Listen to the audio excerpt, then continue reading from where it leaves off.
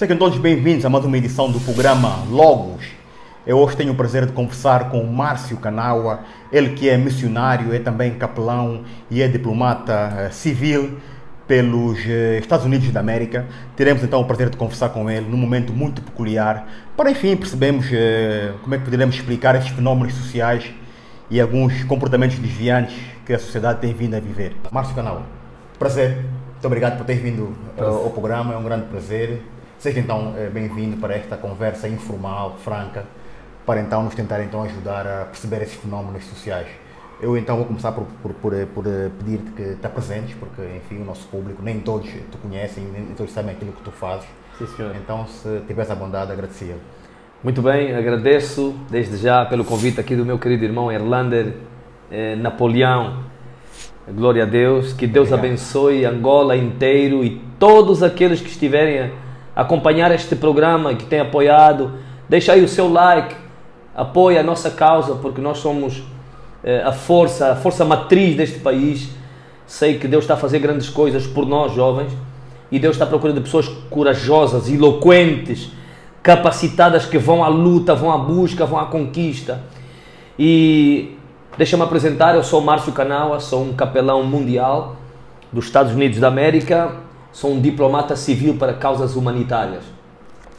Eu sou, ora, portanto, um missionário, não é? Eu também, tudo o que concerne, atividades sociais, culturais, Certo. gosto de me envolver e interagir com a juventude, porque vejo a juventude está a precisar mesmo de um grande apoio. Aliás, existem três tipos de pessoas que vêm ao mundo. Existem aqueles que perguntam o que é que aconteceu. Existem aqueles que esperam acontecer. Existem aqueles que fazem acontecer. Então, aqueles que esperam acontecer e aqueles que perguntam o que aconteceu dependem daquele que faz acontecer. Porque se aquele não fizer acontecer, aquele nunca vai esperar ver o que vai acontecer e o outro também nunca vai perguntar o que é que aconteceu, porque o primeiro não fez acontecer. Nós somos aqueles que vamos fazer acontecer. Que Deus abençoe em nome de Jesus Cristo. Um abraço. Muito obrigado. Márcio Kanawa, a sociedade está a viver momentos muito complicados. Muitos deles até têm a sua derivação ou a sua origem dos problemas sociais, desemprego, descontentamento por parte da juventude. Ainda semana passada vimos um crime hediondo de uns jovens, dos miliantes, que atacaram uma carrinha, levaram valores, mas também mataram o condutor da carrinha, um pai de família que saiu para ir trabalhar e já não voltou a casa. Queria também ouvir o teu comentário sobre esse tipo de fenómenos que não são novos, obviamente, mas que se tendem agora a agudizar, não é? Muito em conta desta fase em que o país está a encontrar. Será que precisamos mais de espiritualidade, precisamos mais de uma ação muito mais acutilante por parte do governo? Temos que estar todos orquestrados, todos alinhados para combater então esse flagelo? Bem, na verdade, já há uma quebra muito grande no que concerne à educação. E eu digo sempre que educação não é a educação que a gente adquire na escola, não é a educação que a gente adquire na rua, não é a educação que nós adquirimos nos cursos. Não, a educação começa em casa e tudo começa numa casa. E nós vemos que o nosso país tem um grande grau, um grande déficit de educação a partir mesmo de casa, das famílias. As famílias vivem em ilhas, não é? Vivem separadas, não é? Não há interação, os pais não sentam com os filhos para saber as suas debilidades, necessidades e comportamento escolar. Bem, nós vemos que, pronto, a situação que hoje, o nosso país hoje vive, não é? É mesmo extremamente complicado, porque eu digo sempre que a pobreza e o pecado são irmãos legítimos do mesmo pai e da mesma mãe. Porque as pessoas, quando estão na pobreza, sim, facilmente aderem ao pecado. E nós vemos que o nosso país, a começar pelos governantes, porque eu toco sempre neste ponto, porque é o principal. Numa casa, depende do nosso pai, né? É como um país, quem é o pai? É o presidente, é o seu grupo, os seus elementos que trabalham em seu retorno. Só quer dizer que o exemplo deve vir de cima, é isso? O exemplo começa de cima. Por exemplo, eu vou dar um exemplo muito nobre. Isto foi 2013, eu estive em Vinduque, vivi lá há quase 2 anos e 2013 para 2014 havia casos de namorados a matarem namoradas. E depois era ao contrário, as namoradas também se enfureciam, devolviam na mesma moeda. O presidente Hifikepunye Pohamba, na altura, declarou oração nacional. Querido irmão Erlander, eu parei assim para ouvir, porque eu não estava a ver. Eu disse, o quê? Não estou a entender. O presidente da Namíbia declarou oração nacional. Declarou, ele não importa, diz que não importa se é muçulmano, se é católico, se é pentecostal, se é não sei o quê. Todo mundo no San Joma para orar, dobrar o joelho em favor desta causa. Eu disse, uau! Foi o primeiro a entrar no San Joma, foi o primeiro a tomar o púlpito, a primeira oração, e neste dia houve 2 mortes. Foram as últimas mortes até hoje. Presidente da Namíbia, Hifikepunye Pohamba. Aquilo comoveu-me. Eu, por exemplo, vou falar já diretamente para o senhor José Eduardo dos Santos, nosso ex-presidente. Ele nunca falou na boca dele Jesus, nunca falou na boca dele Deus, ele nunca declarou oração para o nosso país, nunca. Eu vejo que os governantes, quando vão, por exemplo, inaugurar edifícios, ministérios, eles levam os sobas e levam as carpideiras. Aquilo é feiticismo, invocam outros deuses, tocam tambores, fazem danças estranhas. Como é que o nosso país vai ter uma espiritualidade acentuada? Nunca! Se os nossos pais adoram outros deuses, o que é que vai acontecer connosco? Somos amaldiçoados. Perfeitamente. É isso que eu tenho dito sempre, que, ora, portanto, se nós vemos, por exemplo, a história do povo de Israel, a história do povo de Israel, o povo era amaldiçoado, viviam no país mais rico na altura, que era o Egito, governado por Faraó. Era um país que tinha tudo, mas era um povo que vivia bem, mas vivia na maldição, por causa da adoração de outros deuses. Começava onde? Começava no chefe, na cabeça. E achas que é um problema, enfim, pelo menos isso está plasmado na Constituição. Angola é um país laico que respeita todo tipo, todas as confissões religiosas, né? Mas nós sabemos que, na verdade, o povo angolano é um povo religioso, né? Há religiões diferentes, como é óbvio, mas é um povo religioso.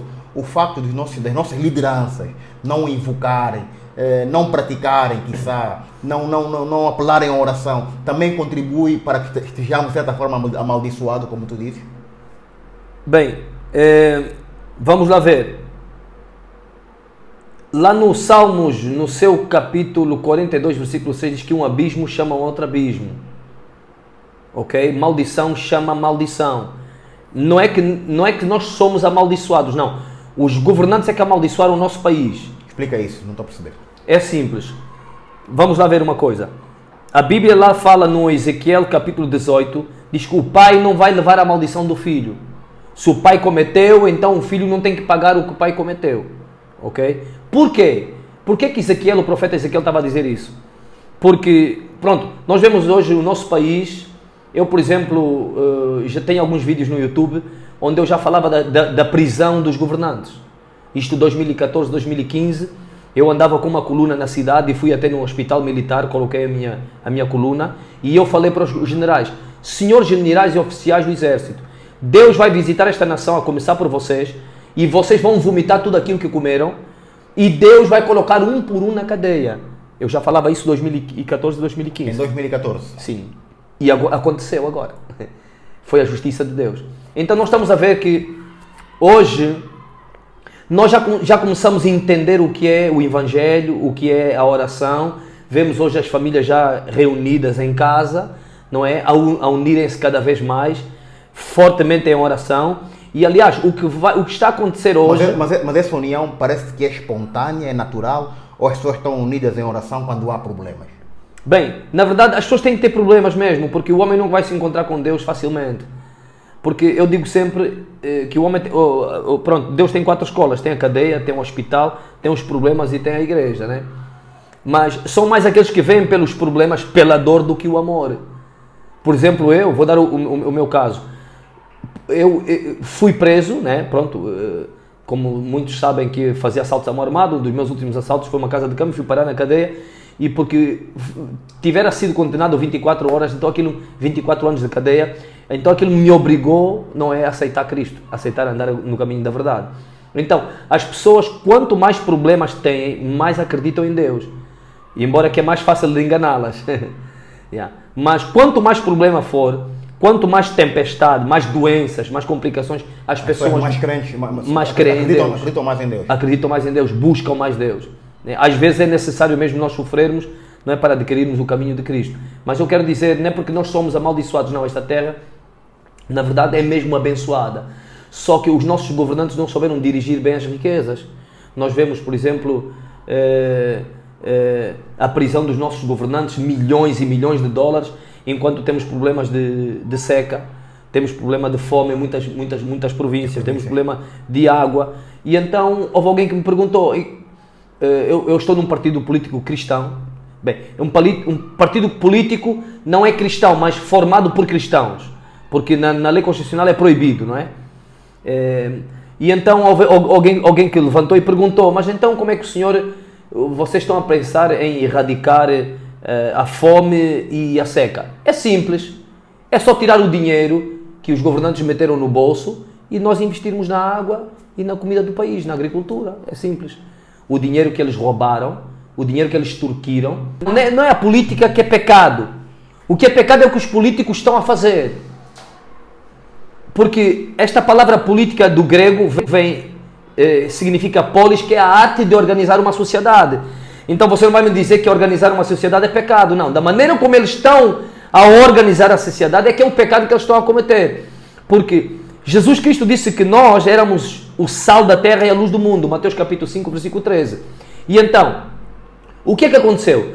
Os cristãos que têm uma mente fraca, que não têm conhecimento das Sagradas Escrituras, se formos a falar de governantes que se envolveu na política, José de Arimateia que foi pedir o corpo para o rei Herodes do corpo de Jesus, os conhecimentos dele fizeram que tirassem o corpo de Jesus para lhe meter no sepulcro. Vamos falar de José também do Egito. José do Egito era governador. Vamos falar de Daniel, que vivia no palácio do rei Nabucodonosor, também era governador. Vamos falar de Sadraque, Mesaque e Abednego, os 3 homens que entraram na fornalha ardente e saíram ilesos. Também foram os 3 homens na Babilônia. Eram políticos. Mas havia uma particularidade, por exemplo, em Daniel e os 3 homens. É que eles estavam no palácio, mas não se envolviam, não se contaminavam com as iguarias do rei. Quer dizer, mas é aí que eu quero começar. Como é que estes políticos atuais nossos que nós temos não têm esses antídotos para não se deixarem contaminar por essas vaidades, por corrupção, por arrogância? Como é que a gente pode inverter este cenário? Não, eu vou dizer que muitos é por medo. Eles têm medo. E se o pai faz, eu tenho que fazer. Se eu não fizer, desobedecer, então ou corro o risco de desaparecer ou então de ficar sem emprego, tenho família para sustentar. Então ele não tem como entrar no circuito, ele vai ter que entrar no circuito por obrigação. Então Daniel estava no palácio do rei e dizia, o rei deixou-lhe à vontade, olha, podes comer tudo, podes beber tudo. Disse, não, rei, tão certo como vive o meu Deus, dê-me apenas legumes e dê-me apenas água. Foi o suficiente. Então ele vivia dentro do palácio, mas ele não fazia parte do sistema. Eles adoravam outros deuses, não é? Deus de Baal, de Ecrón, de Mamon, mas o Daniel sempre foi fiel a Deus. O que é que isto quer dizer? Quer dizer que os cristãos decidiram não fazer a política, entregaram a política para quem? Para os governantes, os corruptos, se afastaram, o diabo bateu palmas, e o que é que fizeram? Governaram o nosso país, ou tentaram organizar a nossa sociedade sem luz. Porque Jesus Cristo diz que nós somos a luz do mundo. Então o que é a luz? A luz é o que, vou dizer, é a bênção de Deus. Então eles governaram o país nas trevas. Proliferaram o nosso país com bebidas alcoólicas, armazéns de bebida, as fábricas de bebida são deles, os melhores condomínios, os melhores prédios. Vamos lá ver, corromperam essas miúdas, corromperam estas miúdas, destruíram famílias, destruíram lares, transmitiram doenças sexuais transmissíveis, enfim, colocaram o nosso país de patas para o ar. Porquê? Porque todo homem que não teme a Deus, então se não teme a Deus, teme o diabo. Foi assim que governaram o nosso país. Então agora chegou o momento de fazer ao contrário. Nós, cristãos, temos que nos envolver sim na política. E eu tenho a certeza, porque já saiu uma profecia lá no Isaías capítulo 3, 4, diz que Deus vai colocar crianças para governar e diz que os meninos, não, crianças por príncipes, crianças serão presidentes e os meninos vão governar sobre eles. Quem são? São os nossos filhos. Os nossos filhos que estão a estudar, estão a se formar e estão a ser educados. Aonde? Quando eu estou a falar de educação, estou a falar de educação, temer a Deus, buscar a palavra de Deus, dobrar o joelho diante de Cristo. Nós que estamos a educar os nossos filhos, estamos a ensinar os nossos filhos. Houve alguém também que perguntou, levantou-se e perguntou, como é que vocês estão a pensar em combater a corrupção? A corrupção não se combate. Não. Ela se... vamos lá dizer... Ela se... Porque é uma luta inacessível. A corrupção é uma luta inacessível todos os dias. É muito difícil. É muito difícil. Mas nós podemos... tentar estancar, atrasar isso, ou então preparar os nossos filhos já. Quer dizer, os nossos filhos que estão a crescer agora têm a mente fresca, nós é que temos que ensinar para eles que isto está errado, isto está certo, não faça isto, faça isto. Mas não parece que isso é um bocado difícil numa sociedade consumista como é a nossa, que esses miúdos querem ter iPhones, querem ter os melhores tênis, querem ter sapatos da Louis Vuitton, da Gucci. Como é que tu consegues desmontar ou destruir este princípio? É aí que eu quero colocar as 10 formas de tornar um filho criminoso. Por isso que a Bíblia fala no Deuteronômio, 10 formas de tornar um filho criminoso. Lá no Deuteronômio, capítulo 6, versículo 6, 7, diz: ensina, as palavras que eu coloco no teu coração, ensina no teu filho sentado em tua casa. Meu irmão, se tu deres uma volta comigo num gueto domingo, vais ver mais velhos sentados na janela aberta a gastarem dinheiro. Mas você vai na casa dele, abre a arca, não tem nada. Você vai ver as mães mais velhas sentadas na porta de casa a consumir bebida alcoólica. Mandam crianças de 10, 11, 13, 14 anos comprar bebidas alcoólicas. Por que é que os jovens hoje de 12, 13, 14, 15 anos já consomem excessivamente bebidas alcoólicas? Porque aprenderam pelos pais. Eu aprendi com um doutor que um casal, quando tem um filho, consome álcool, essa pessoa, essa criança, já nasce com uma percentagem de álcool no corpo. E quando ele vai crescendo em casa, aquelas latas, aquelas garrafas que ficam aqueles restinhos, ele pega e bebe aqueles restinhos. Então aqueles restinhos, eles vão apenas, quer dizer, elas vão ativar aquilo que já existe no sistema. Por isso que os jovens começam com 12, 13, 14 anos, já começam a beber bebidas alcoólicas.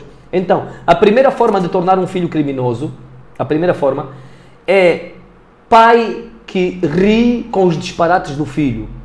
Eu já vi isso, uma criança pequena falar alho da Maria, azeitona do tio Zé, e a família toda a rir. Ainda mandaram repetir de novo a criança. Claro que essa criança ela vai crescer a pensar que a falta de respeito é normal. Que aquilo é normal. É normal. Ela, se aprendeu em casa, também vai falar, vai falar na rua e vai falar na escola. Porque é o que ela está a aprender em casa. Embora que há crianças que aprendem na rua, aprendem na escola. Mas quando a educação é rigorosa em casa, então automaticamente ela perde isso. Isso perde. Se o pai for... Porque os filhos, eles gostariam que os pais não fossem duas coisas: fiscais e rigorosos.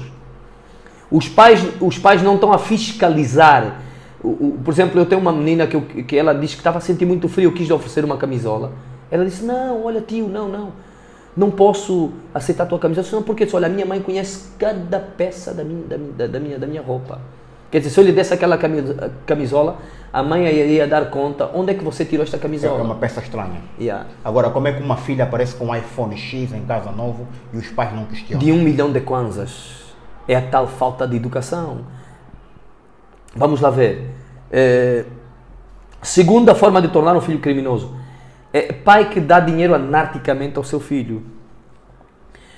Todo filho que você dá dinheiro anárquico, então, quando ele não tiver, e você, pai, não lhe der, ele vai mexer no teu bolso. Ele já está habituado, quando ele precisa, o pai tem que dar. Se não dá, então ele vai mexer no bolso da mãe ou do pai. E aliás, as crianças não têm gestão no dinheiro. O dinheiro é mesmo só para isso. É para a internet, é para iPhones, é para dar nas namoradas, é para aparecer na escola para e poder tudo mais. supérfluo, sim. Ok? Terceira forma de tornar um filho criminoso. O pai que deixa o filho chegar qualquer hora em casa. Pois, vamos lá ver, que se não houver um horário estipulado para o filho chegar, ele vai crescer a pensar que não existe regras em casa. Ele entra a que horas quiser, não é? Os pais não perguntam onde tu estiveste, nem pergunta. Há pais que não conhecem as amizades dos filhos, e isso é muito mau. Mesmo a Bíblia diz lá no 1 Coríntios 15:33, diz que as más companhias corrompem os bons costumes. No Provérbios 13:20 diz que anda com sábio para te tornar sábio, o companheiro do tolo se torna tolo. Por exemplo, eu comecei a beber como? Comecei a beber, eu sentava com os meus amigos, 1, 2, 3 anos, e aquilo já caía mal para eles, porque eu andava com eles e não bebia. Então, sempre a meterem-se comigo, você também é burro, você é boelo, bebe só, também se não bebes nunca mais vais andar connosco, então eu não queria perder as minhas amizades, aquilo obrigou-me a quê? A consumir. As más companhias corrompem os bons costumes, então comecei a beber, foi ali que eu comecei. E os pais hoje não conhecem as amizades do filho. O filho em casa pode ser um anjinho, mas lá fora já é chefe de grupo. Tem um comportamento diferente que o pai, que a família desconhece. O pai não sabe. A mãe pensa que a filha dela é a mulher, é a moça mais santa que existe na face da terra. Não conhece com quem anda, não conhece para onde ela vai, não sabe para onde ela vai. Pronto, saiu de casa e saiu bem vestida. Quando sai de casa, passa na casa da amiga, põe aquelas roupas indecentes. Terceira forma. Quarta forma, pai que tira bonecos, tira o jornal para dar bonecos ao filho porque o filho está a chorar. Isto é muito mau, porque a criança vai crescer a pensar que não existe diferença entre o mais velho e a criança. O pai tira o telejornal para dar na criança só porque está a chorar. Não, o que o pai tem que fazer é... Como também é o caso de, às vezes, um dos pais, a mãe ou o pai neste caso, dá uma ordem, o pai vem e desautoriza o pai ou a mãe em frente ao filho. Sim, essa é a quinta forma de tornar um filho criminoso. Quer dizer, o filho praticamente tem um guarda-costas, se não é a mãe, é o pai que lhe protege. Quando o pai se levanta contra o filho, então a mãe protege. Quando a mãe se levanta contra o filho, então o pai protege. Então o filho sabe que tem sempre um guarda-costas quando comete. Essa é a quinta forma. E também joga. Já é miúdos que também jogam esse lado psicológico. Joga, claro. Então, porque os miúdos hoje estão a crescer de uma forma terrível, com uma mente altamente capacitada. Sexta forma. Vamos lá ver. Pai que assume sempre as bagunças do filho.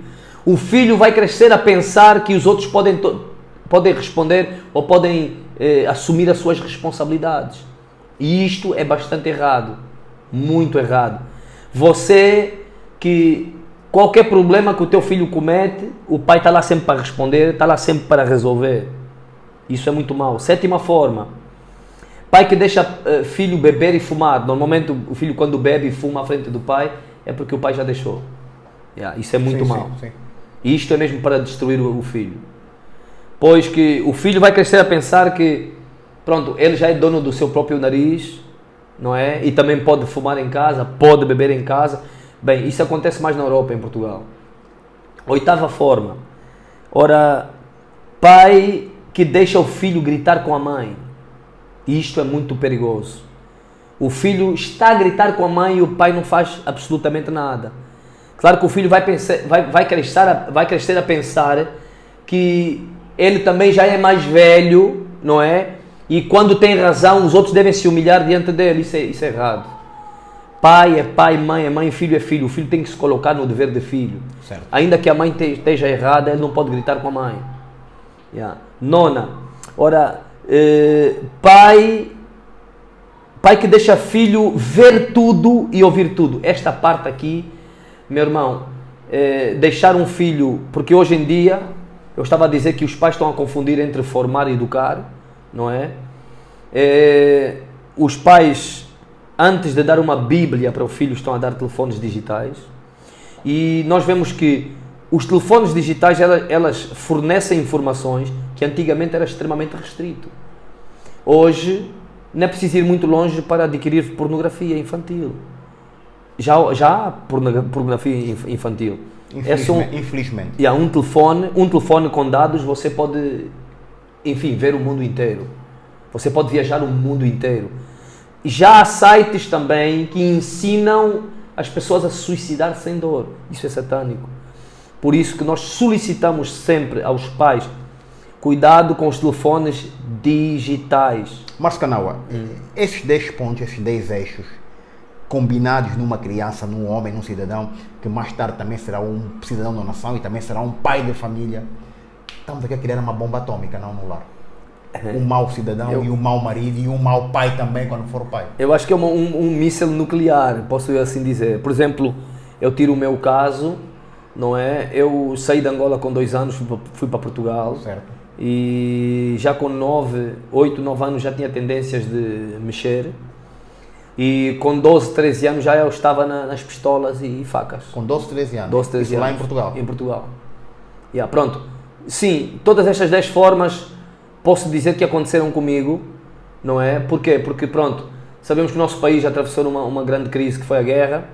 A guerra, pronto, destruiu famílias, separou famílias. Certo. Não é? E então o nosso futuro foi praticamente ameaçado. Saímos deste país, não é, para fugir os confrontos, fomos para Portugal. Eu, a minha mãe e a minha avó, já não fomos com o meu pai teve que ficar. Pronto, foi aquela coisa, foi um corre-corre. E posto em Portugal, uma espiral de problemas. Posto em Portugal, ali foi onde tudo começou, porque é muito mal para uma criança, um adolescente. Normalmente vamos ver que se vês um adolescente, um dia faz esta experiência para as 10 ou 20 adolescentes ou jovens e pergunta a eles todos: quem aqui vive com pai e mãe junto? Vai levantar 1, 2, 3 ou 4. O resto ou vive com a mãe, ou vive com o pai, mas raramente vive com o pai. É mais viver com mãe, ou tia, ou avó. E isto já é mau para o crescimento de qualquer criança. Muito mau. Porque a mãe vai ter que fazer 2 papéis. E agora, se ela vive com a avó, vai ter que fazer 3 papéis. De mãe, pai e avó. E é muito difícil. E depois, se existem muitas crianças, não há acompanhamento para todos. Sim, claro. A educação hoje está mesmo está em grande declínio. E então, aconteceu comigo, tinha a minha mãe, mas a minha mãe também não podia ficar connosco para nos educar, só vinha a hora de terminar de sair do emprego, chegar em casa, quem nos educava era a nossa avó. A minha avó consumia bebida e fumava cigarro, ok? Não tínhamos uma educação espiritual, era religiosa, mas ninguém também ia na igreja. Aconteceu que, sem pai ao lado, a mãe também andava na luta. Não estava disponível, sim. Não, ali não há hipótese. Aí foi o bairro onde nós fomos viver, também foi uma má influência. Conheci ciganos. Nós sabemos que os ciganos, como é que os ciganos são? Os ciganos são um povo, se não é drogado, é bandido, se não é bandido, é traficante, se não é traficante, é assaltante, se não é criminoso. O cigano faz tudo, ele não se importa por dinheiro, ele dá a vida, ele mata, ele faz tudo. E ali conheci um amigo cigano, que era o Gato. Ele ensinou-me a estacionar carros, estacionou-me a mexer nos supermercados e ali começou.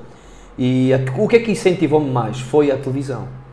A televisão, depois de ver aqueles filmes de assaltos à mão armada nos bancos, e ali conheço cabo-verdianos, os cabo-verdianos ensinam-me a mexer com pistola, e aí comecei com as pistolas, comecei com as facas, ia assaltar nos colégios dos ricos, não é? Andámos mesmo pela rua, apanhar pessoas assim distraídas no metro e tudo mais, era colocá-los, receber os telefones, receber dinheiro e tudo mais. Telefones não, na altura não existia telefones, era mesmo só relógios, ouro, dinheiro e tudo, aquelas coisas todas. E ali foi estimulando em mim, não é? Aquele desejo de crescer mais, não é? Quanto mais tem, mais coisas valiosas. E ali começava a me inspirar muito em filmes de assaltos a bancos e tudo mais. Até que comecei já a romper montras, a assaltar taxistas. Estava toda hora na esquadra, a polícia em minha casa. Já estive em tribunais, já estive em colégios internos, enfim, eram muitos problemas. E aí, como o meu pai tinha ficado, a minha mãe também já não aguentava, eram muitos problemas, então mandou-me para Angola. Angola aqui torna-me pior. Cheguei aqui, montei a minha gangue, também de assaltos. Na altura até ainda nem existia HDA, nem Dibo Squad, nem Alameda Squad. Fiz assaltos com alguns membros desses grupos também. Comecei a assaltar bancos, comecei a assaltar casas de câmbio, comecei a assaltar agências, empresas. Enfim, portanto, tínhamos um grupo muito bem organizado. Usávamos também documentos falsos. Eu já fui preso na comarca do Roque, assaltei a Sistec, usava nome falso Vladimir Pitor Tomás. Yeah. Márcio Canaua. É verdade. É verdade. Usava outro nome falso, que era António da Silva Neto, que era para fazer tráficos de viaturas, roubava carros e motas na África do Sul, vinha vender para cá, para Angola. Estive em 4 comarcas e mais de 50 vezes só em esquadras. Isso era mesmo um crime internacional. Esquadras, já era um criminoso internacional. E então era procurado mesmo pela Interpol. A Interpol vinha para Angola para recolher aqueles carros roubados, motas roubadas, éramos nós que trazíamos. Mas cada chegaste a ser preso em Angola? Mais de 50 e tal vezes, só esquadras, 4 comarcas. E então, o meu último assalto foi uma casa de câmbio, levámos $500 mil, eu e o meu grupo. Isto foi em 2008, dia 25 de junho. Dia 28 eu viajava para a África do Sul, porque eu fazia assim, eu assaltava, depois de 1, 2, 3 dias no máximo já estava fora do país. E até a poeira acalmar, depois vinha. Também fazia a mesma coisa lá. Lá não era assalto à mão armada, mas era só roubar os carros e as motas e trazíamos para cá. As motas vinham desmontadas nas pastas e os carros passávamos pelo arame da fronteira, passávamos por detrás. E então, neste último assalto, a polícia cerca o aeroporto, Kim Ribeiro, na altura, o grupo de Kim Ribeiro, Caricoco, entre outros. Apanharam-me, levaram-me para a esquadra, que era mesmo para fazer tortura, mas eu, como já estava cansado, eu tenho aqui o meu corpo todo marcado, como vem aqui, aqui tem ferros, tem ferros lá dentro, as minhas costas estão todas marcadas, estou cheio de marcas aqui também, cozeduras aqui assim, aqui assim também, aqui na perna, aqui, o corpo está todo marcado. E então eu já estava cansado, a minha clavícula já saiu com porrada, umas 4 vezes, e então eu já estava cansado, eu disse, pai, não quero mais ser torturado, vou falar tudo. E quando é que encontras a luz? Disse, não, a partir de hoje chega, vou pôr um fim a isto. Não, ali depois foi quando fui evacuado para a cadeia, mas tentei várias vezes ainda para sair da cadeia, tentei fugir, tentei feitiço, tentei corromper com dinheiro. Sim, eu andava na casa de feiticeiros também. Usava a casa de... Mas como? Mas pagavas para ter feitiço para sair da cadeia? Sim, pagava.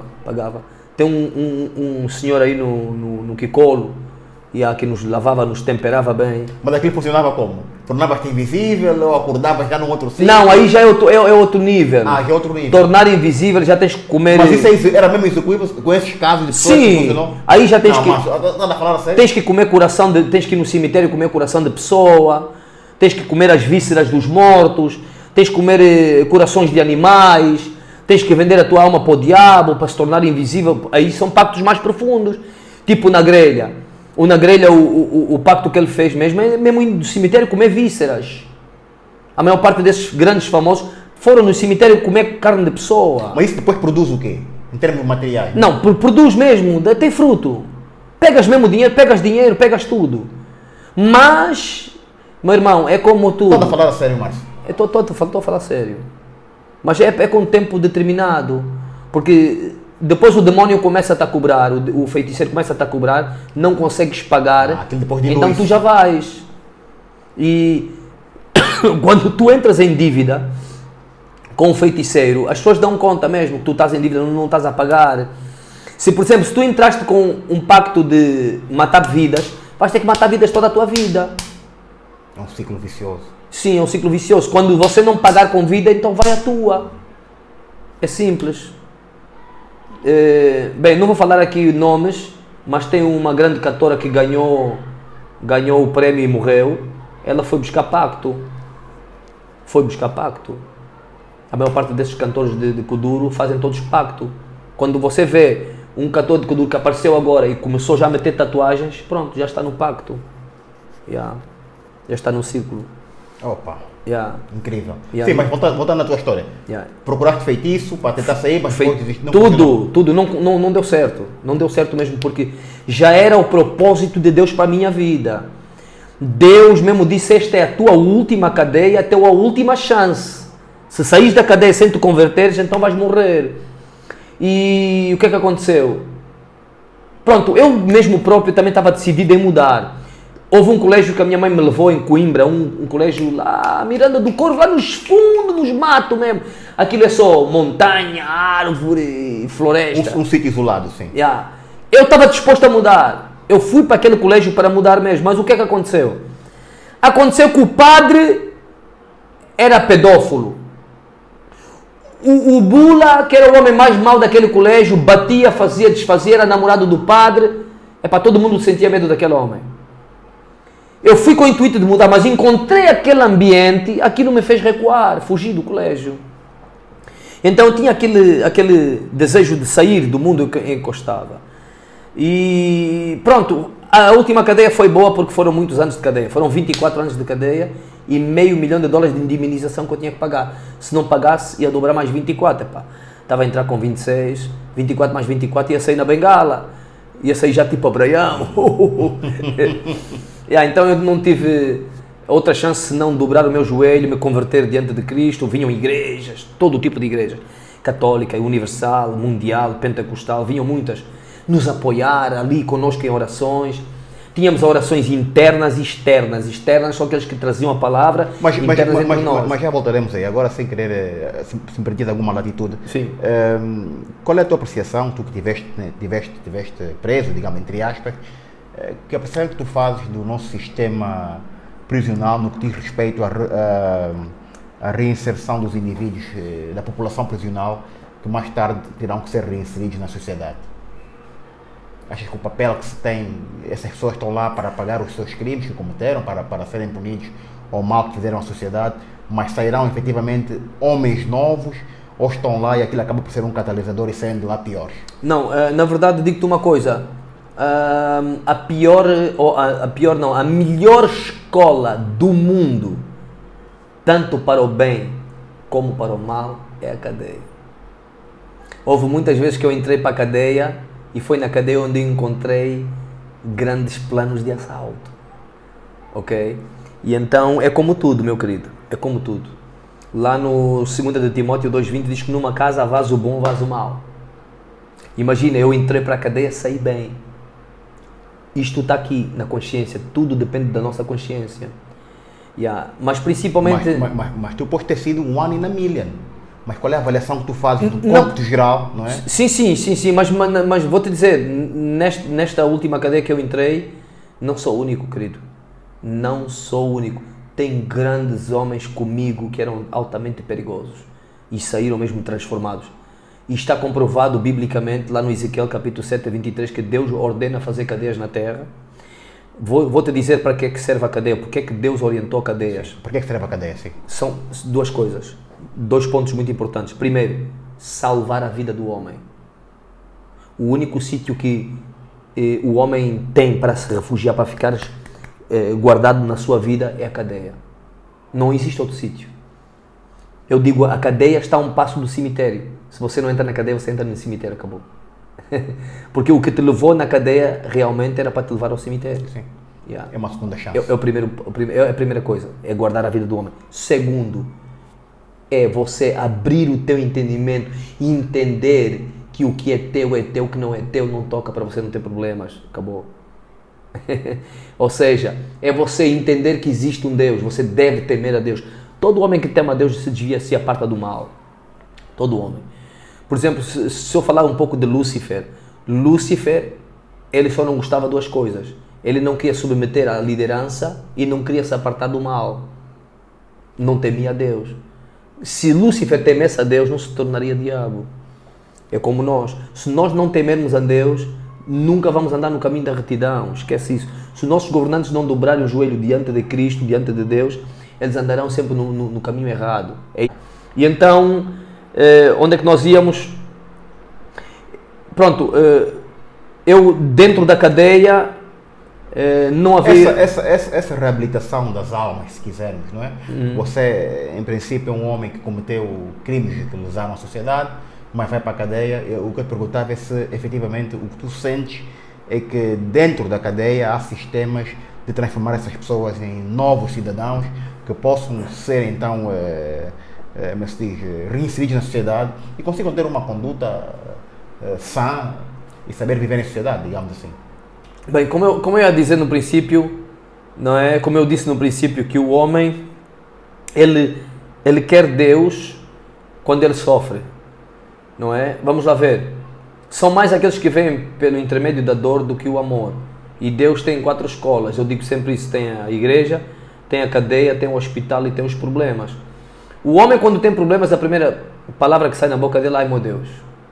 O homem, quando está no hospital, o doutor pode desistir e dizer: olha, já não há mais solução, olha, procura uma igreja. É a última palavra do doutor. Nem mesmo que o doutor não acredite em Deus, vai te mandar procurar uma igreja. Ou então mandar chamar um pastor. E todo homem que entra numa cadeia, o primeiro livro que ele pensa pegar é uma Bíblia. E então, o homem mesmo quando está a sofrer, não há hipótese, ele abraça Deus. Foi como eu. Tentei feitiço, não consegui. Tentei fugir da cadeia, não consegui. Tentei corromper com dinheiro, não consegui. Tentei feitiço de novo. Mano, eu tentei tudo e mais alguma coisa. E não funcionou. Não funcionou. Até que eu tive que abraçar a fé. E eu me converti. Foi cedo, eu entrei na cadeia em 2008, dia 28, dia 25, fui apego, dia 28, dia 28, 2009, dia 21 de agosto, abracei a fé.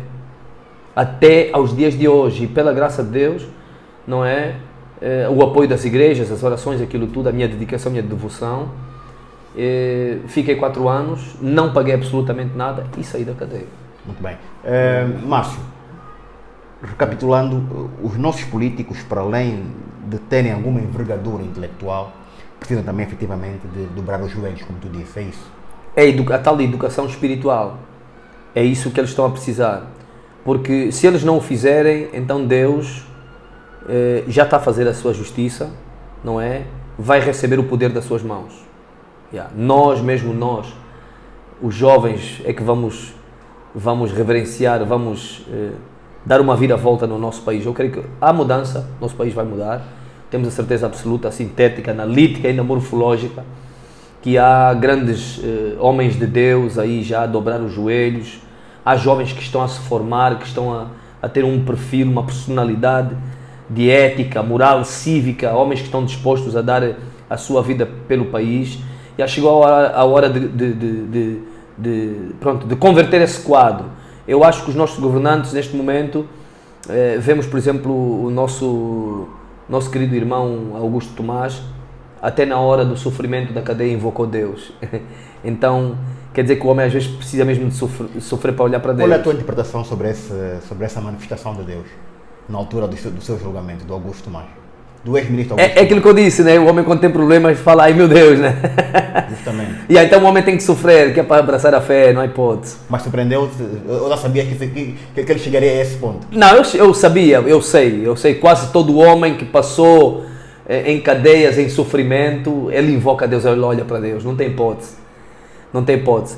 Por isso que o rei David disse lá no Salmos 119, no seu versículo 11, diz que foi-me bom passar nesta aflição para hoje eu conhecer o teu nome. Justamente. Que se ele não sofresse, ele nunca ia temer a Deus. Então nossos governantes precisam ainda também de pagar os seus pecados. Mas tu és uma pessoa, és um indivíduo muito bem articulado, conheces a palavra, tens espiritualidade. Sei que tu também fazes, enfim, pegas na tua cadeira, no teu microfone, na tua coluna, vais para a rua e lanças a palavra. Isso tem te causado algum problema? Ou por outro lado, sentes que a juventude para te ouvir e realmente acata os teus conselhos, as tuas opiniões? Primeiro, tem causado muitos problemas, mas já causou mais. Causou problemas por quê? Não, é por causa... Tu és um homem da fé, homem da palavra, que apregoas o bem. É por causa do nosso sistema que o nosso país vive, né? Ele vive num sistema... na verdade a nossa lei é laica, livre, certo. Mas eles não respeitam isso, os governantes não respeitam, por causa da corrupção. Uma coisa é o que está lá escrito, outra coisa é cumprir. Sim, então, pronto, este país tu tens que viver, não é sobre a lei, é sobre o que eles querem. Então, acontece que já fui preso mais de 10 vezes, mas isso era no passado. Agora, como também estou a cooperar com a Polícia da Brigada Escolar, também com o SIC, também, não é sensibilizar as comunidades, não é prender, nem matar, nem mostrar delinquentes, não, eu não faço isso. Eu apenas sensibilizo, chamam-me para sensibilizar as comunidades, ir nas quadras, às vezes quando prendem alguns criminosos, ligam para mim, eu vou lá, sensibilizo, dou o meu testemunho, Alguns dos criminosos já me conhecem. É aquele cota e tal, cota, epá, também quero sair mesmo dessa vida. Então é bom também ter um aconselhamento com eles. E tenho tido muitos efeitos, tenho. Por acaso, tem até um jovem que nós tiramos há pouco tempo da delinquência, era um jovem altamente drogado. O nome dele era Bebê Louco. Aquele jovem, ele tem a cara com talhos assim na cara. E então, esse jovem, quando chegasse drogado em casa, ninguém mais apanhava sono. O homem virava mesmo um dragão, um demónio dentro de casa. Hoje é um jovem, grande exemplo. Às vezes quando eu vou, mesmo este domingo, eu vou pregar numa congregação onde eu vou levá-lo também. É um jovem muito humilde. Vai levá-lo como exemplo vivo, não é? Sim, que é para dar o testemunho de onde é que ele saiu. Então temos tido alguns efeitos, por acaso, assim particularmente, embora que precisava de fazer um trabalho mais árduo, mais profundo, ter um próprio espaço, um próprio sítio para fazer acompanhamento. E de que forma é que tu sentes que poderias colaborar, não sei, com o governo, com a organização, com o Ministério da Família, Prestação Social? De que forma é que tu poderias ser útil? Eu digo-te isso porque eles também podem não saber, enfim, que tu existes, não é? Sim. Tu existes e que queres de facto também dar o teu contributo.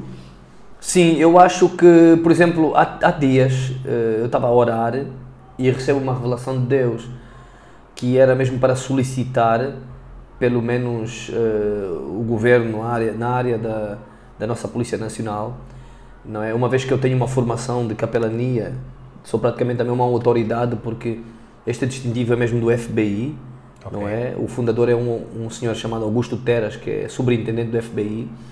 E aí, uma vez... Este distintivo é igual a este, não? É igual, sim. Esse aqui é o diplomata e este é para causas humanitárias Cruz Vermelha. Ok? Tem um passe lá dentro também, o passe da Universidade de Harvard, uma das melhores universidades do mundo em Boston, ok? Aqui, Getro Internacional. E já temos a graça de fazer essa formação mesmo cá, graças a Deus. Então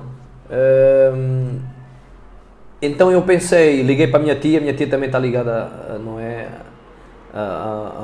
pronto, à segurança interna, e pedi-lhe, né, para ver se havia uma hipótese de falar com o comandante-geral, não é, se ele me dava uma carta branca ou então mesmo um gabinete que trabalhasse com a área de psicologia para fazer acompanhamento para os delinquentes, para um aconselhamento criminal. Certo, né? certo. O criminoso não é só matar, prender e tal, mas também precisa de aconselhamento. Quem é que podia dar esse tipo de aconselhamento? Uma pessoa que já passou também nos mesmos caminhos, não é? Eu acho que é um grande incentivo, porque há muitos jovens que se inspiram mesmo em mim, e eu há tempos recebi um convite para ir pregar em Moçambique, estou já de malas feitas para Moçambique. E o pastor a me dizer no WhatsApp, disse, olha, tem muitos jovens aqui que já se converteram por causa de ti, e tem muitos que já pregam nas ruas como tu fazes. Tu tens sido uma grande fonte de inspiração. Uau! Eu bati palmas, agradeci a Deus, afinal o nosso trabalho não está a ser em vão. Exatamente. Está a correr além fronteiras, em países mesmo da Europa. Fui convidado também no Brasil e também Estados Unidos e Portugal e outros países, México e tudo. Os meus vídeos estão a correr e eu agradeço a Deus por isso. Então eu acho que, sim, o governo, para quem estiver a ver este vídeo e tudo mais, não é, devia pelo menos abraçar esta causa comigo, ou então me dar uma oportunidade para poder interagir e trabalhar. Tenho este potencial, tenho mesmo este dom, eu acho que estou preparado mesmo para isso. E na verdade também o nosso país, sabemos que nós não temos muito estes centros de reabilitação, para poder acompanhar pelo menos as pessoas que, os ex-presidiários que saem das cadeias, não conseguem ter um acompanhamento, porque não há um sítio próprio, não é? Nós precisamos pelo menos de ter um sítio para poder acompanhar estes tipos de jovens, porque há muitos que saem da cadeia ainda não preparados, saem despreparados, voltam para o seu bairro, para as suas amizades antigas e voltam a perder-se. Aquilo pode ser um circuito vicioso, sai, entra, pois. E então estes jovens precisam mesmo de um acompanhamento profundo. Eu acho que estou pronto para isso, não é? Então este é o apelo que eu deixo aí para os meus queridos amados irmãos que estiverem a ver. E agora para os jovens, no geral, que felizmente ainda não estiveram nas cadeias, não tiveram preso. Porque assim, tu se reparas aqui os miúdos em Angola a brincar, a palavra que mais sai é eu vou te bater. Parece que são naturalmente violentas, não é? Então, é um aspecto que a gente ignora, mas isso quer dizer, é uma criança que daqui a bocado será adolescente, será um adulto, não é? Portanto, o que é que se pode fazer em termos concretos para se tentar, pelo menos, inverter este quadro? Voltaremos à família, naturalmente. Vamos voltar à família sempre mesmo, porque tudo começa numa família. A família, quando está em declínio, não é? Ela afeta a sociedade, porque a sociedade depende da família. E se a sociedade estiver afetada, então a nação também se contamina, e nação contaminada, ela afeta o continente, não tem como. Então tudo começa onde? Em casa, a família. Então, é evitar aquilo que eu disse, telefones digitais para os jovens, as televisões, há programas que os jovens não podem ver, os adolescentes não podem proibidamente ver. E eu aconselho a não darem desenhos animados para as crianças, nem filmes violentos. Não façam isso. Invistam na vida espiritual dos vossos filhos dando uma Bíblia.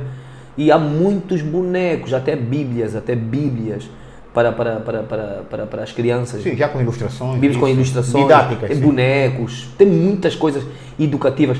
Tem o programa Manassat, tem o programa do Sétimo Dia, também muito bom adventista, muito bom.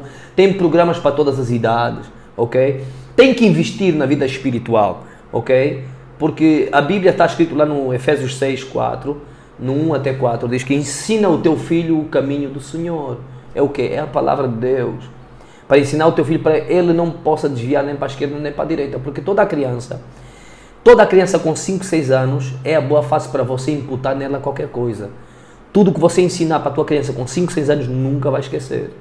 Nunca vai esquecer. Se tu ensinares, por exemplo, meu querido, vou dar um exemplo muito, muito vivo.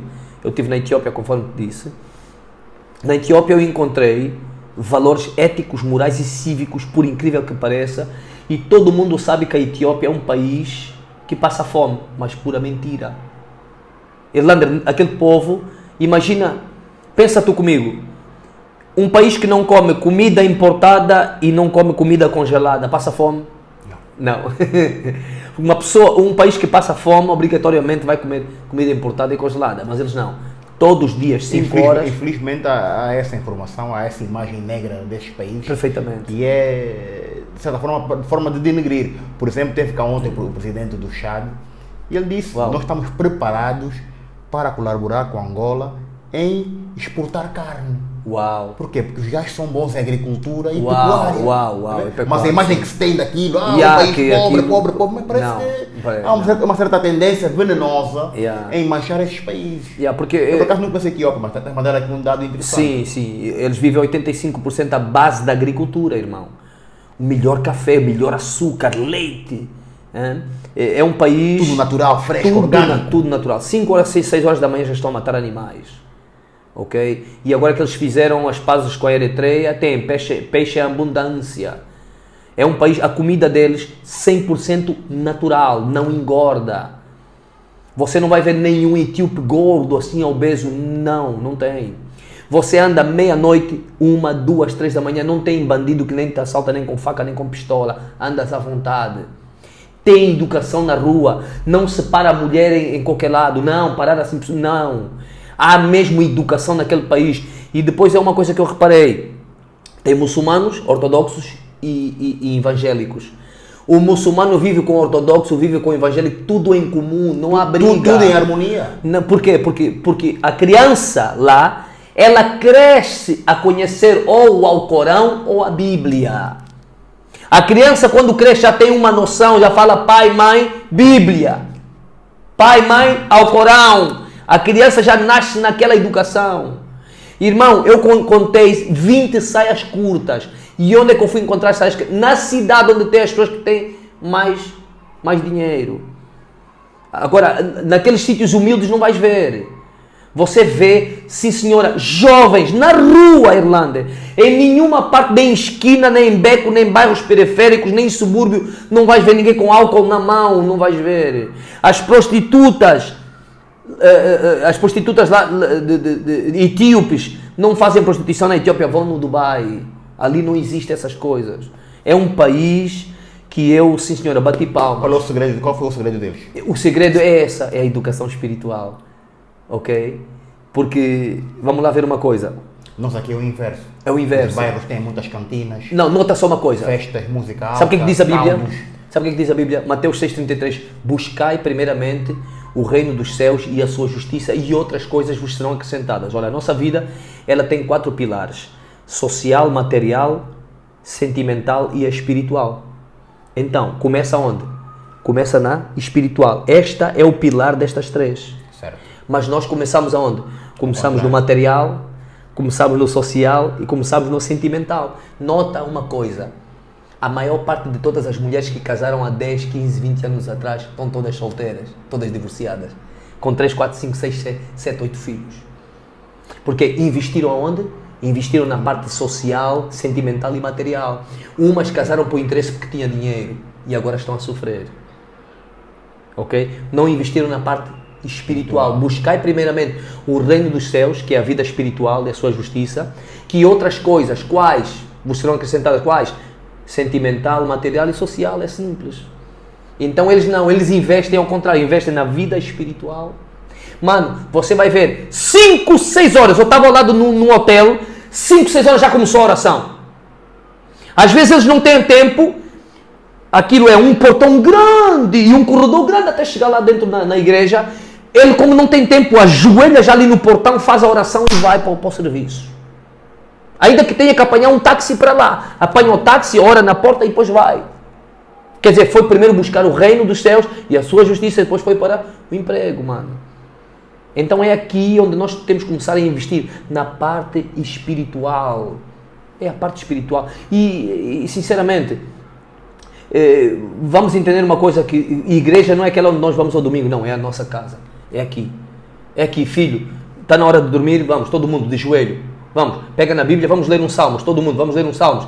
Filhos, vamos ler uns salmos. Todo mundo lê uns salmos, em nome do Pai, do Filho e do Espírito Santo. Pai nosso que estás no céu, olha, durma em paz. Acordou de manhã, filho, todo mundo, já oraram? Sim, já oraram. Já pegou na Bíblia? Pronto, todo mundo, vamos, escola, cada um para as suas atividades. É assim, é em casa. Temos que começar a investir em casa. Yeah. Muito bem. E para fecharmos a nossa conversa, nós temos uma sociedade muito materialista, infelizmente, já que focamos este aspecto, que as pessoas preferem parecer do que ser, não é? Vizinhos não se conhecem, amigos hoje são inimigos, casais que têm filhos provenientes daquela relação não se dão, os filhos é que pagam. Enfim, é uma espiral de problemas em que a sociedade está mergulhada, não é? E como é que a gente vai conseguir, no longo prazo, porque isso leva tempo naturalmente, não é? Inverter este cenário que, tendo em conta outras latitudes, comparando, por exemplo, com o caso da Etiópia, nós afinal, tanta vaidade, tanta riqueza, aqueles é que são verdadeiros ricos. É verdade. É verdade. E, além disso, o rico, na verdade, não é riqueza. O rico é ter saúde e ser educado. Exatamente. E ser educado. Isso é que é riqueza. Nós não. Nós pensamos que ser riqueza é ter dinheiro.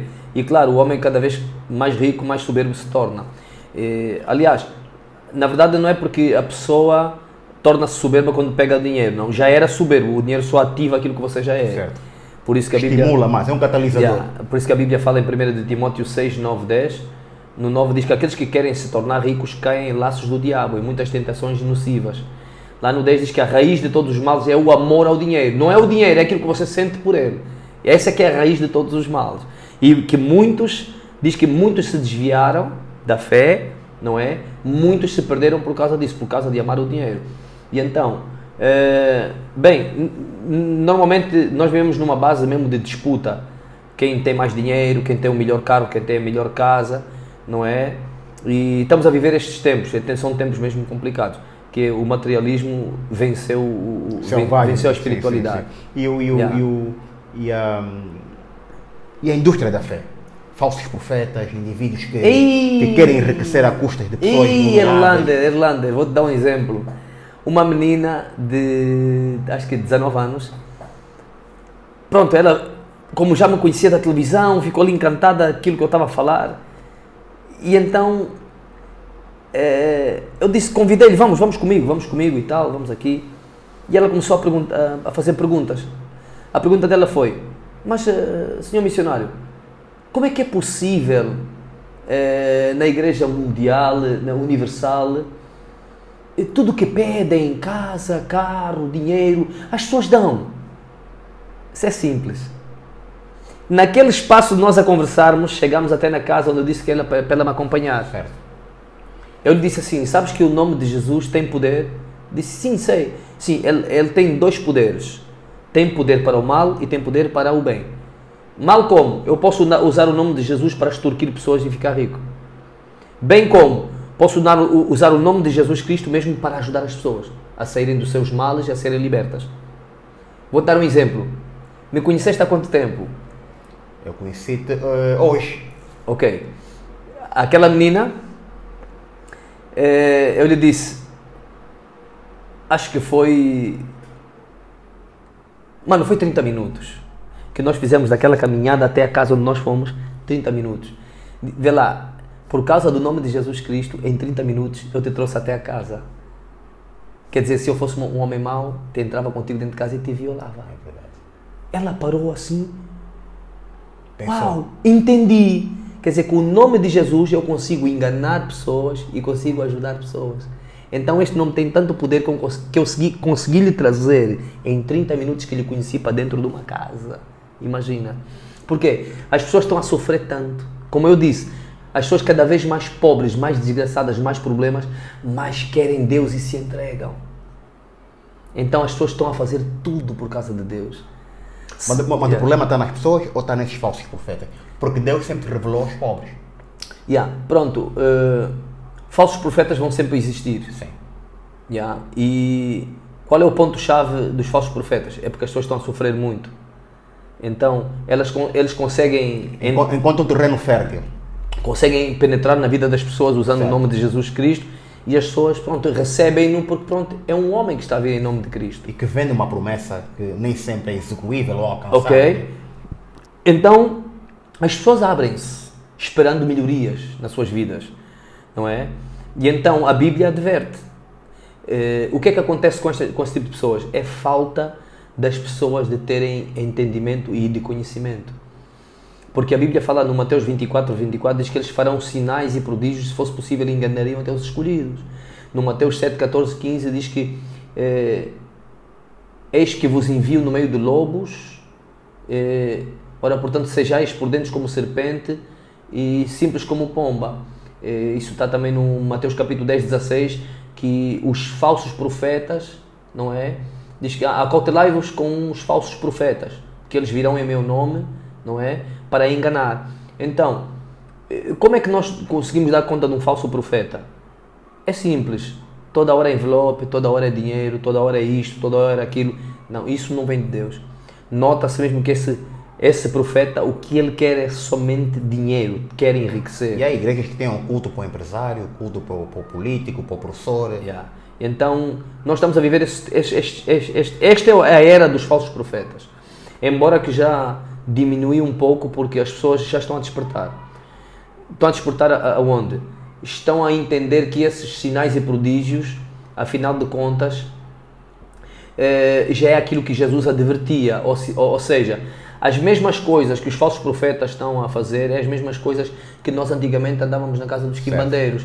Ou seja, o falso profeta só evoluiu, ou seja, os feiticeiros evoluíram as suas formas de praticar o feitiço.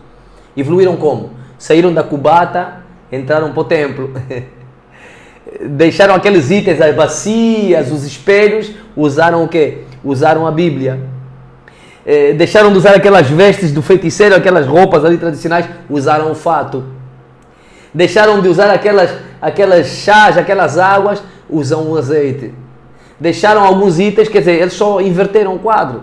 Senão tudo o que fazem dentro da igreja é o que fazem dentro da casa, nas cubatas dos feiticeiros, é igual. Então ele só saiu dali e agora usa o nome de Deus e usa o título de profeta. Senão tudo o que ele faz ali é a mesma coisa que fazia nos feiticeiros. Então há muitas pessoas que já estão a entender, a despertar, estão a despertar, ganhar consciência, que é a mesma coisa. Por exemplo, um profeta diz assim: eu estou a ver a tua vida, está assim, assim, o nome da tua mãe é assim, o nome do teu filho é assim, você tem isso, estava para morrer uma semana atrás, estavas no hospital, tinhas isto. Quer dizer, ele não está a profetizar, ele está a fazer adivinhação, é aquilo que nós íamos fazer nos feiticeiros. Íamos descobrir quem é que está a nos fazer mal. Ele diz: olha, tua mãe é que é feiticeira. Há profetas que fazem isso. Tua mãe é que está a te enfeitiçar. É a mesma coisa quando a gente ia lá na cubata, íamos perguntar no feiticeiro quem é a feiticeira que está-me a fazer mal. Sim. Ok? É exatamente a mesma coisa. E isso não é profecia. Profecia foi aquilo que eu dei no SEBEM. Eu me encontrei com o SEBEM em 2010. Aliás, ele encontrou-se comigo na cadeia em 2010. E a profecia que eu dei no SEBEM disse, olha, daqui a um tempo, Deus vai apagar tudo na tua mente. Vais esquecer quem tu és, vais voltar a ser criança, vais esquecer as tuas músicas. Se, condição, tu não abandonares o mundo da fama, o Kuduro. Podes continuar a cantar, mas tens que cantar para Deus, antes de cantar para o mundo. As pessoas que tu levaste para o mundo, vais começar a trazer para Deus. E Deus vai te fazer prosperar. Ele duvidou. 2011, cumpre-se a profecia. Isso é profecia. E isso é que é uma profecia. A profecia vem com uma data estipulada ou sem data. Tu falaste com ele em 2010 sobre isso? Sim, ele esteve comigo na cadeia, mesmo na grelha também. Esteve comigo preso na cadeia. E saiu uma profecia para o SEBEM. Foi essa profecia, foi o que dei. E quando dei essa profecia, tinha 2 testemunhas ao meu lado. Então, isto é que é uma profecia. A profecia tem que ser com uma data estipulada ou mesmo estipulando um tempo sem data. Daqui a um tempo vai acontecer isso. Vai acontecer isso. Ok? Por exemplo, se tu vês aquela história onde Deus manda um sonho para o faraó, onde o faraó via 7 vacas magras a comerem as 7 vacas gordas. E quando trouxeram José para interpretar o sonho, ele dizia, as 7 vacas magras são 7 dias de fome.